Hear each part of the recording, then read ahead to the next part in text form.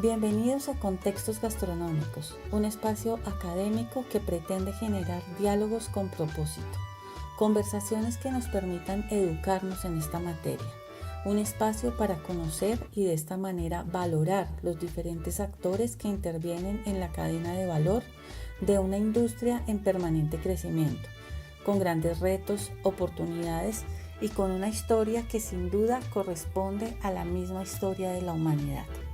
Soy Viviana Nariño Bernal, directora del programa profesional en gastronomía y culinaria de Área Andina, y los estaré acompañando en el capítulo de hoy. Estoy muy emocionada de la invitada que tenemos en el episodio de hoy. Es una mujer y profesional que admiro muchísimo. Se trata de Verónica Sánchez de Ospina, quien es economista de la Universidad Javeriana. Ha sido docente universitaria en economía colombiana y en comercio internacional, y en el ámbito gastronómico, profesora de la Academia de Cocina Verde Oliva por 13 años, en las asignaturas de Historia Mundial de la Gastronomía e Historia de la Cocina Colombiana. Autora del libro 4000 años de cocina, una deliciosa historia. Libro que en este año, en 2020, ganó a Mejor Libro de Historia de la Alimentación en el Gourmand Cookbook. Así que para mí es un orgullo hoy poder compartir este espacio académico.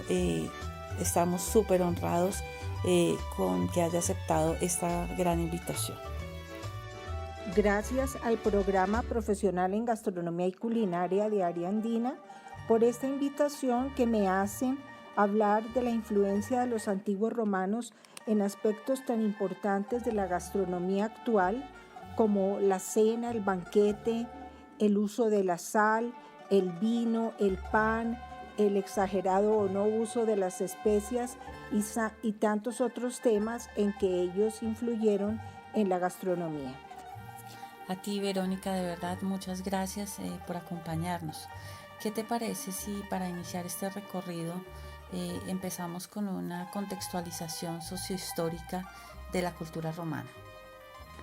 Los romanos tuvieron República Romana del 509 a.C. al 31 a.C. Es decir, estamos hablando casi de 500 años. En el 31 a.C. nace el Imperio Romano. El primer emperador va a ser Augusto, sobrino nieto de Julio César. Y el Imperio Romano va a terminar en el siglo V después de Cristo. Luego tenemos 1000 años prácticamente entre República e Imperio, en el que los romanos van a jugar un papel importante, especialmente en todos los países que bordean el Mediterráneo. Cabe también señalar que los romanos aprendieron de los griegos, aprendieron de ellos muchas técnicas y procesos culinarios. De hecho, en el siglo II a.C., ya Roma toma a Grecia. O sea, ya Grecia va a ser colonia de Roma. Y Grecia además tenía ya muchas conquistas en el Oriente Medio. Por lo tanto, van a aprender mucho de ellos. De hecho, los mejores cocineros que tuvieron los romanos, por lo menos al inicio, van a ser griegos. Y todo cocinero griego era un buen panadero.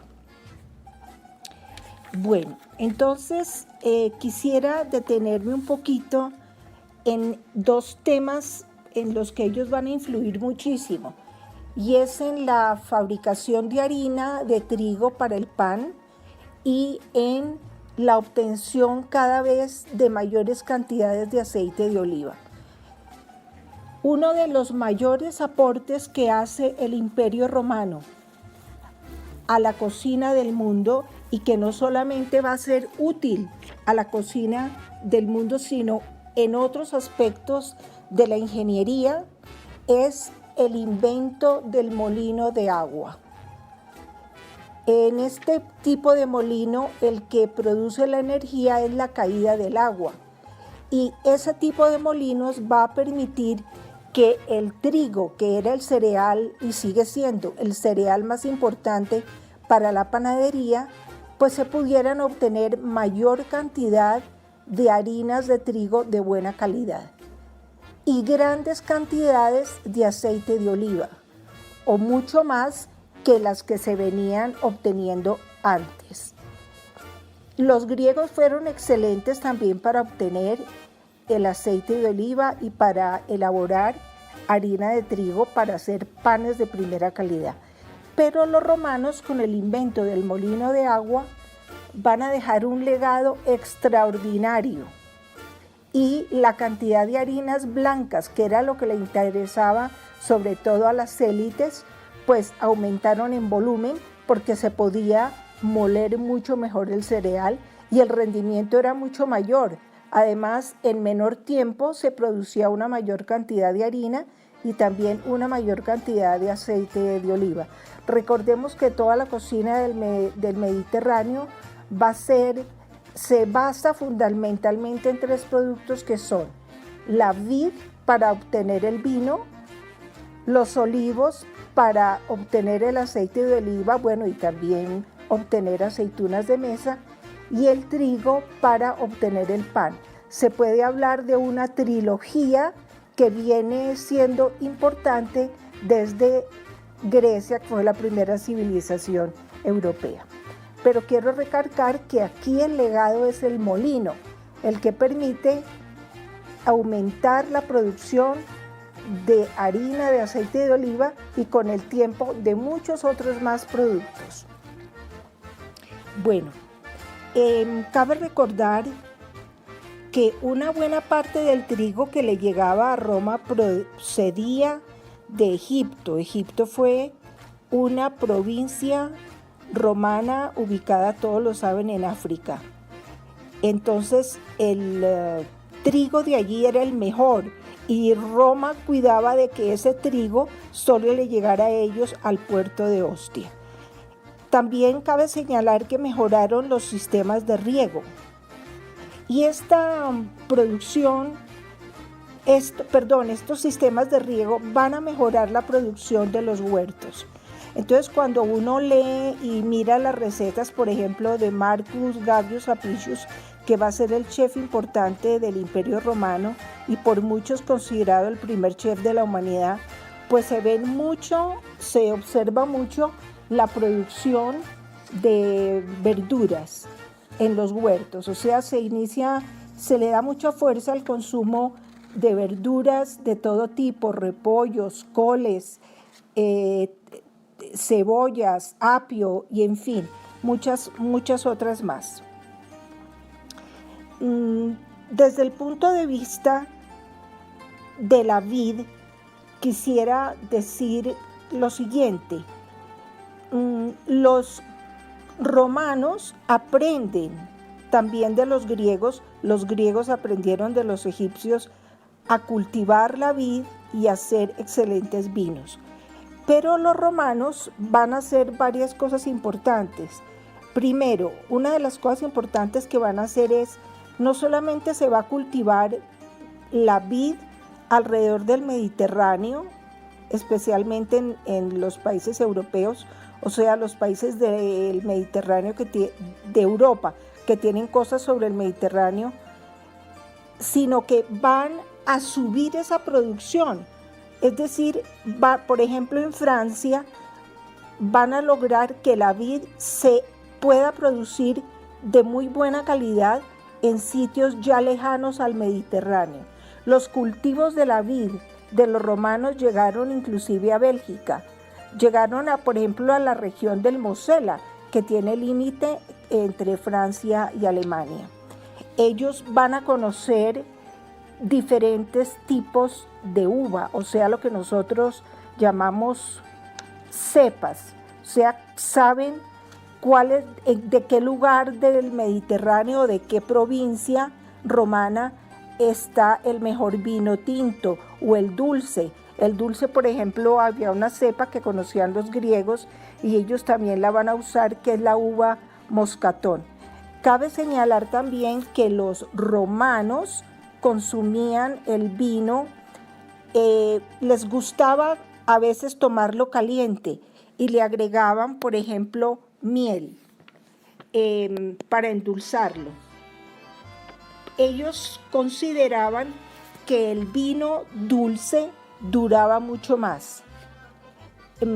También aprendieron, cuando ya se obtenía el mosto de la uva, colocaban en recipientes muy grandes ese mosto y lo dejaban en sitios, como decir, subterráneos, ¿sí? Para que el vino fermentara.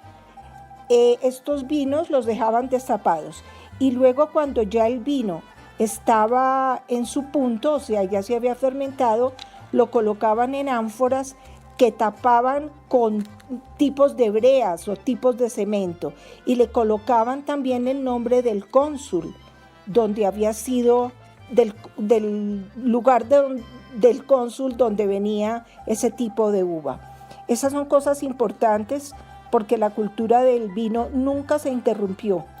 Y así, cuando haya terminado el Imperio Romano en el siglo V de la era cristiana y haya sido un desastre todo lo que pasó, las invasiones de los bárbaros, el legado de la producción del vino quedó, y no solamente en las zonas mediterráneas, sino, repito, en lugares mucho más al norte del Mediterráneo. Las cosechas que tenían los romanos variaban según el tipo de suelos. Por ejemplo, en los secos cultivaban su trilogía, como los olivos, trigo y vid. Y en los sitios un poco más húmedos, ellos cultivaban las hortalizas. Volviendo un poquito nuevamente al pan, cabe anotar que producían muchas variedades de panes. Ya está dominada el proceso de la fermentación, o sea, ya los panes, cuando los romanos hacen panes y empiezan a fabricarlos, ya desde mucho tiempo atrás, desde Mesopotamia y Egipto, ya se conocía el proceso de la fermentación, y van a hacer quesos enriquecidos con miel, con aceite, con queso, con sal, con pasas y con todo tipo de frutas. La documentación que nos has hecho hasta ahora nos deja ver grandes aportes de los romanos y, por supuesto, de los griegos a la cocina mundial. Quisiera que nos hablaras un poco de la sal. Quiero decirles que ellos extraían la sal tanto de minas como del mar. La del mar la usaban mucho más como para sazonar productos, pero tenían los dos tipos de sales. La sal la utilizaron para preservar alimentos, y aunque lo que voy a nombrar puede que no se produzca actualmente, pero no puedo dejar de hablar del Imperio Romano sin mencionar la salsa el garum, que era una salsa importantísima para el Imperio Romano. Se la echaban a muchas preparaciones, así no fueran de pescado, y consistía en agregar grandes cantidades de sal a las vísceras de algunos pescados y dejarlos al sol. El líquido que soltaban esas vísceras con el añadido de sal es lo que se conoce con el nombre de garum. Otra cosa importante que quiero resaltar es los romanos criaron ostras. La ostra empezó a hacer con ellos, ya desde los griegos, pero con ellos se vuelve un producto tremendamente gourmet, y es un producto que en la actualidad es gourmet, no lo podemos desconocer. Pudieron hacerlo porque las ostras se crían en las orillas, muy cerca de las costas. Entonces facilitaron la crianza de estas ostras para comerlas en los grandes banquetes.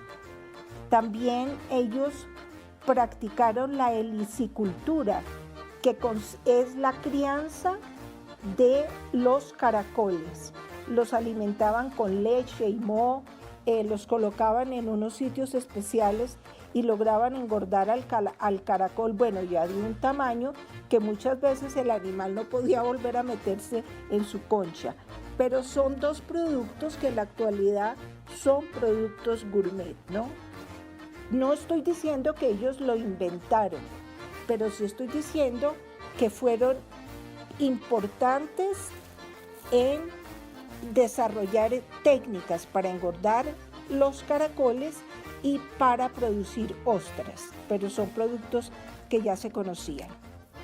La comida romana se caracteriza por tener unos sabores intensos y de alguna manera se ha dicho que era algo sobrecargada, especialmente la consumida por las clases altas.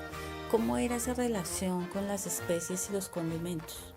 Esta comida va a empezar a utilizar especias traídas de Oriente.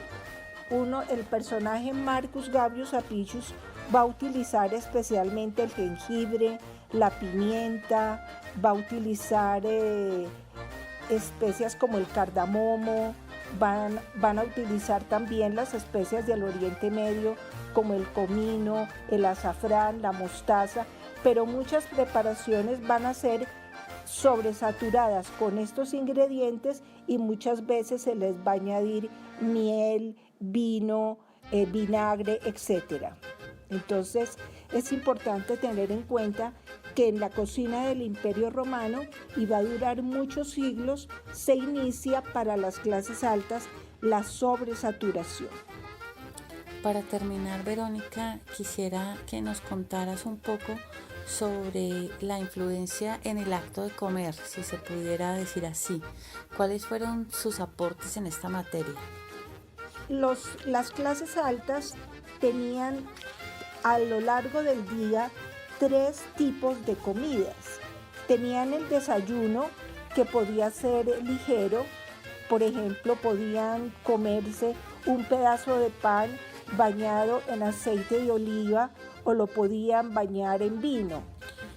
El almuerzo podía consistir en algún producto sólido y ya la cena era una comida mucho más elaborada y era temprano, como entre las 5 y las 6 de la tarde. Por ejemplo, vale la pena nombrar lo siguiente. El desayuno se llamaba ientaculum, el almuerzo prandium y la cena, pues que se diría cena, tenían varios platos, podían tener unas entradas, podían tener platos fríos o calientes y lo acompañaban con vino. Solía también ser en las clases altas una cena sobrecargada. Quisiera hablar de una cena un poco más formal. Una cena formal era, o un banquete, llamémoslo así, un banquete, ya la palabra banquete de por sí nos está hablando de algo muy formal. Se decoraba la cabeza del invitado con coronas de hiedra, por ejemplo. Y cada comensal era atendido por un joven que podía ser un esclavo. Nos cuenta uno de los autores que ellos podían llevar su servilleta o llevaban de hecho su servilleta y también colocaban manteles en las mesas. Estas cenas constaban de 3 partes. Había al comienzo un tipo de entradas, por decir ostras, caracoles, mariscos, en fin, y lo colocaban sobre panes planos. Sí, sobre panes planos. Ellos se recostaban en unos divanes. Los divanes tienen su origen en el Oriente Medio. Esto también sucedió en la Grecia clásica. Hay que recordar también, y es importante, que en las 3 partes de la cena, como hoy en día tenemos las cenas que constan de 3 partes, entrada, plato principal y postre, en todas las 3 partes se acompañaban de vino y el vino lo mezclaban con agua. Una de las razones es porque tanto griegos como romanos consideraban que el vino tomado con agua era la manera culta de tomar el vino. La cena se desarrollaba en un lugar llamado comedor, como hoy en día, que es triclinium. Es una palabra que también se usó en la Grecia clásica. Bueno, cuando llegaba el plato fuerte, podía ser un cordero, podía ser una anguila, un pescado muy apreciado, podía ser una lamprea, podía ser un jabalí, podía ser un corzo, lo que fuera, ¿sí? Y también pasaban verduras y todo este alimento se acompañaba con vino mezclado con agua. Hay cenas, por ejemplo, en las que, aunque no nos dicen qué tipos de vinos eran, pero hay cenas en las que se puede, o se afirma que se bebían 4 tipos de vinos. Luego ya se ve que la producción de vino y las diferentes cepas eran muy importantes. Por ejemplo, ellos desarrollaron mucho la cepa Biturica, que se considera el antepasado de la Cabernet. Entonces eso pues es un avance, y hoy en día el vino se ha vuelto una bebida, ha entrado en las diferentes culturas, inclusive en América, en Colombia, ya el vino, la gente sabe de pedir un vino, qué vino acompaña una carne, en fin. Bueno, es importante también anotar que el vino lo podían calentar y aromatizarlo con miel. Podían agregarle pétalos, hacían muchas mezclas con los vinos, y el vino también lo utilizaron para cocinar, para hacer salsas. En la cocina de Marcus Gavius Apicius se habla de salsas, ya de muchas salsas. Aunque fueran recargadas, su cocina muestra ciertos procesos que, aunque hoy en día no se utilizan así, pero se ve la gran facilidad que él tenía para hacer farsas o rellenos, para hacer salsas. Por ejemplo, él batía claras a la nieve. Eso es un proceso avanzado de la cocina. Utilizaban todo tipo de métodos de cocción, ¿sí? En sartenes, a la brasa, en medio líquido, en fin, muchos procesos. También quisiera decir que después de las 3 partes del banquete, cuando se terminaba el banquete, se aumentaba el consumo de vino. Ya terminada la cena, arrancaban a beber, pues muchas veces ya sabemos en qué terminaban estos festines. Pero es interesante notar las 3 partes de la cena. Puede que en cierto momento durante la Edad Media se hayan perdido, pero luego se rescatan nuevamente cuando ya se va entrando a la Edad Moderna. Luego sí nos aportaron mucho en cuanto a, podríamos decir, etiqueta de la cocina. La etiqueta, por supuesto, hablo de las clases altas. Cabe señalar también que las clases de bajos recursos, que eran la mayoría, pues podían comer pescados, los que encontraran, pero no pescados costosos, y que tenían a su alcance muchas leguminosas, como las habas y las lentejas, que hoy en día pues en todo el mundo se conocen y en todo el mundo se comen. Fueron también excelentes para comer huevos en todas sus formas y setas. Les encantaban las setas. Y otro producto gourmet que quisiera mencionar ya para terminar es que, aunque fueron los egipcios quienes iniciaron el engorde a la fuerza de aves como la oca, o sea, el ganso, los